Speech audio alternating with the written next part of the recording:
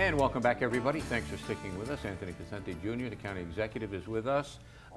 Before we go to updates and some things, you mentioned the call center. Is something happened up at the people calling 911? Well, no, the call center is, with all of what has taken place, we did the consolidation several years ago of having one call center for the county and have enhanced that call center and have expanded and engaged into a major radio project throughout the county that will allow every police agency, fire department, emergency service operation to communicate, which is a major project that has been undergone.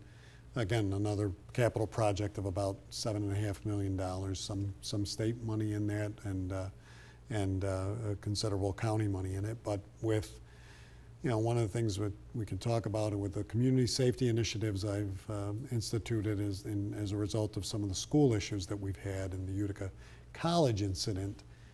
We've added some dispatchers, and we're going to expand the footprint of the 911 center to enlarge it just a little bit to make it have a couple more telecommunicators on a daily basis on peak hours, because we see an increase in calls, as every community has, and so it needs a little boost in staffing, as well as some, so it needs to be expanded a little bit more for emergency preparedness. Talk about expansion. You had a plan for expanding the operations down at what used to be the Utica Memorial Auditorium. That's the Adirondack Bank Center at the Utica Memorial Auditorium. Right. That would be, in fact, you see work going on down there right now. Yes, on the median. Where are we with that? Well, the work that's going on, there's a couple things going on. We've the work in front of the yard really is the median, is the 5S project, which is going to reconstruct that stretch from John Street to the yard, which will make it a lot easier, for game time and other events, and just really allow a better pass through and more walkability space in that area. We've also looked at and acquired through the audit authority in the process of acquiring the old Tartan building, which was torn down, which we are looking to build the Nexus Center. So who owns it right now? Right now it's private. It's in private ownership, but it's being bought, transferred over to the audit authority. Okay, so a deal has been made? A deal has been made. Okay. A deal has so been then the auditorium authority will, I used to call it Ablos Laundry. Right, but then it was Tartan, right? Yeah. It was Tartan, yeah. And then it became Tartan Textile. Yeah. And so the authority will have ownership, and then what's your vision for that? The vision is on that site is to build the Nexus Center, which we envision as another 3 sheets of ice, or can be converted into soccer or lacrosse facilities, but looking at the complement of the yard with hockey, a standalone facility with that would be somewhat attached to the yard because of because it's right, the footprint sits right next to it, closing off Charles Street, which is something that will go away. That little extension of Charles Street goes away. And so there's a connection there. The idea of Nexus is really to capture what hasn't been done in the state, and that is to capture the youth hockey tournaments that take place all over the Northeast, but nothing in New York State that can handle it. And we really feel that because of what we've done at the Aud as the anchor, that Nexus could be the next big thing to attract numerous teams all year round, whether it's hockey or soccer or lacrosse.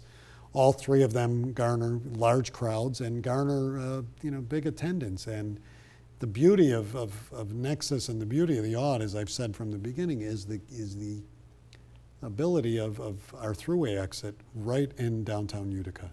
And I've said this before, and people think about it at first and don't realize it. Utica is the only city in which a thruway exit is directly in the city in upstate. If you come upstate New York, there's not a thruway exit that goes in directly into one of the cities. remember you telling If you go me to that. Syracuse, Yeah. you got to go through different areas to get there. The same in Rochester, same in Buffalo. Utica, you're in downtown. You get off the exit, you're downtown. And we really believe that that's going to be a large tourist attraction, a large expansion of the sports network that we have at the Aud, and you know, more people, more revenue, more growth, more activity downtown. Talk about more activity. A new restaurant just opened up down there. Have you been in it yet? 72, I have not. Neither have I, yeah. I've seen you know, it undergoing the renovations or the build out, excuse me, but I have not been inside. They're open. I drove by there the other night. They had a full parking lot. They have. It looks beautiful. Yeah. Great concept there. Now, your other vision for that area down there was gambling. Right, a casino. What's the status Well, on that? we've always envisioned the U District. We had the Nexus Center, we have the Utica Commons Casino, we had the craft beer experience and museum. And we always envisioned that we couldn't do them all at once, all at the same time, so they would have to come in pieces. So Nexus is the first step. And then after that, you know, there's a little disconnect on the casino. It's hard for some people to swallow. I know the mayor and I have had some discussion. He's not entirely in favor of having a casino in downtown. I understand that. So we're gonna, you know, we haven't scrapped it at all, but we haven't advanced it because we want to take one step at a time. So And we the wanna next see step is this, the Nexus Center. the Nexus Center. And what kind of a time frame do you think we're looking at there? Well, if we can line up some state funding, which I hope to get some answers for in the next couple months, then we could start as early as this fall and start building that out over the next year. And we'd be something that could be open to the public in a couple of years? It could be, maybe sooner. Ooh, Maybe okay. sooner. We come back, we'll talk about some other projects that are ongoing in Oneida County, including one that's not so ongoing, or it doesn't seem to me to be so ongoing, but we'll talk about that in a second. Oneida County Executive Anthony Picente Jr. is our guest. Short break, right back.